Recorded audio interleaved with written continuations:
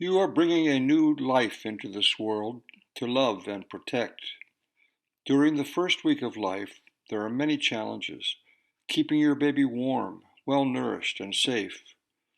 One important danger to look out for is newborn jaundice. Jaundice is yellow coloration of the eyes or skin. Most newborns develop a little jaundice during the first week of life, and this is normal. But occasionally, jaundice can be severe and dangerous. So what causes jaundice?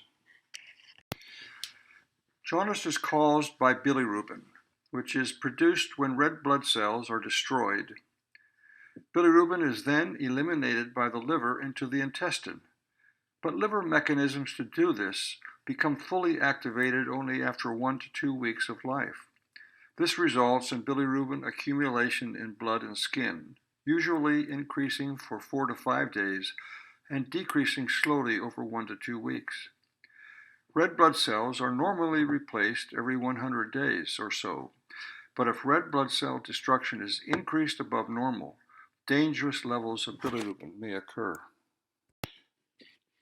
Here are the most common reasons for increased red blood cell destruction. In ABO or Rh incompatibility, a mother has a different blood type than that of her unborn baby. Sometimes she can develop antibodies that cross the placenta and attack the baby's red blood cells. This most often occurs if the mother has Rh negative blood and the baby has Rh positive, or if the mother is type O blood and a baby has type A or B. Increased red cell destruction may also occur when a patient has decreased activity of a protective enzyme called G6PD, especially if exposed to certain substances. This inherited disorder is the most common cause of severe jaundice in sub-Saharan Africa and in many parts of the Middle East and Southeast Asia. Bruising from birth trauma and certain infections can also result in severe jaundice. Severe jaundice can cause your baby to stop feeding and become sleepy or irritable. These are signs of early bilirubin poisoning, called mild acute bilirubin encephalopathy, or ABE. If not treated quickly, it might advance to severe ABE with permanent brain damage or even death. Do not wait for signs of ABE before you seek help for jaundice. It might be too late to prevent injury. This 6-day-old infant has severe ABE. His head and back are arched, his extremities are stiff, he will not suck, his cry is shrill, and he cannot be comforted.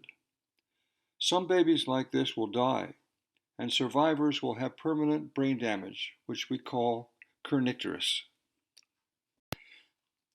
Disabilities from kernicterus vary in type and severity.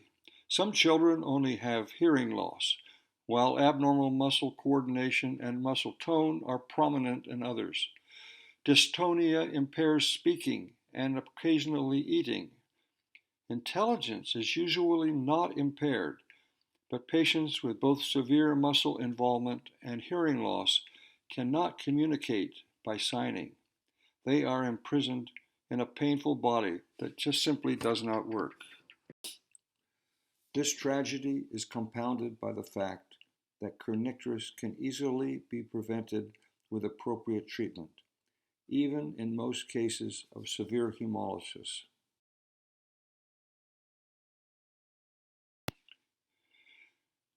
These are 6 important things you must do to prevent kernicterus. 1. Check your baby for jaundice every day. 2. If you see jaundice, get help immediately to see if treatment is necessary. 3. Breastfeed frequently. It lowers bilirubin levels. 4. Avoid traditional treatments. They are ineffective and only delay receiving proper care. 5. Avoid exposures that increase bilirubin production should your baby be born with low G6PD enzyme activity. 6. Prevent infection.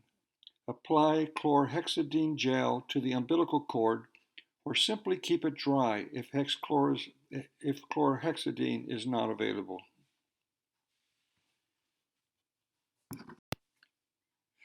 So how do you check for jaundice? First, position your baby comfortably in bright natural light, for example, near a window. Look for yellow color in the eyes or the gums. Yellow color in skin is more difficult to detect in babies with dark colored skin.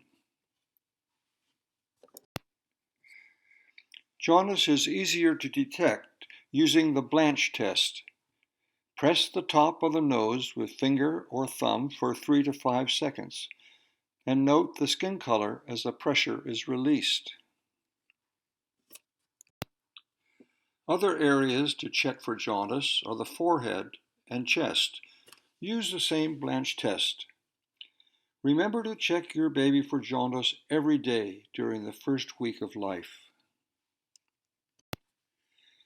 If you detect jaundice, take your baby to your clinic and hospital immediately to see if treatment is needed.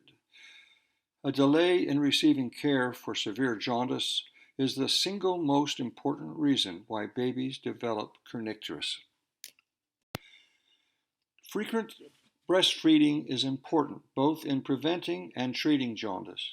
Weight loss from inadequate milk intake increases bilirubin levels, and a well-hydrated newborn will have 2 to 6 heavy wet diapers each day. Feed your baby shortly after birth and 12 times a day or whenever your baby acts hungry. If your milk supply is adequate, your breasts should feel softer and less full after feeding, and your baby should feel content.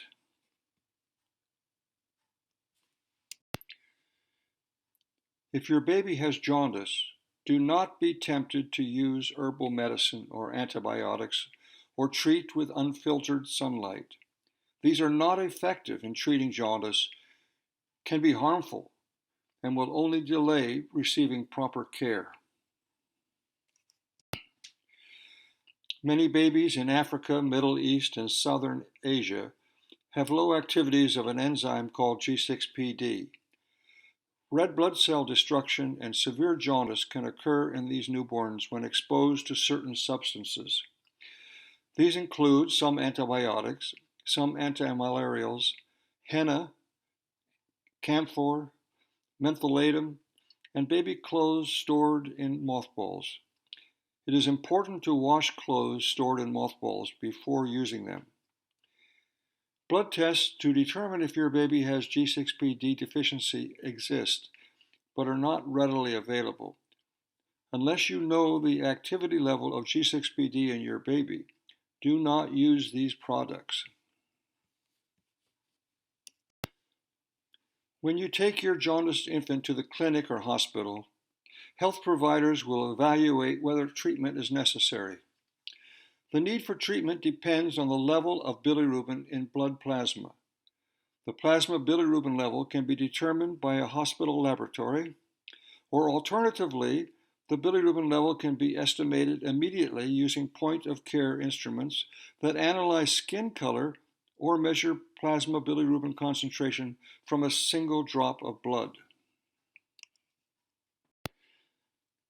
If the plasma bilirubin concentration is high, your baby will be treated with a special light for 2 to 3 days until bilirubin levels are safe.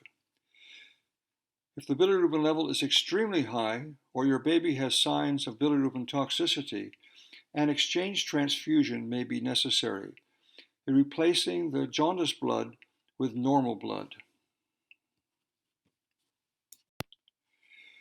Phototherapy is usually all that is required. Bright light, especially blue light, changes the shape of bilirubin and allows the liver to excrete it immediately.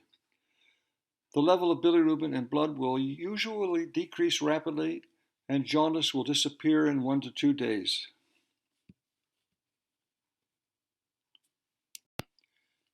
So let's review what we have learned.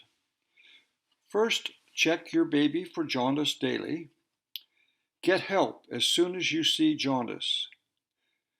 Breastfeed frequently. Avoid ineffective traditional treatments that only delay receiving proper care. Avoid substances that might increase bilirubin levels if you have G6PD deficiency.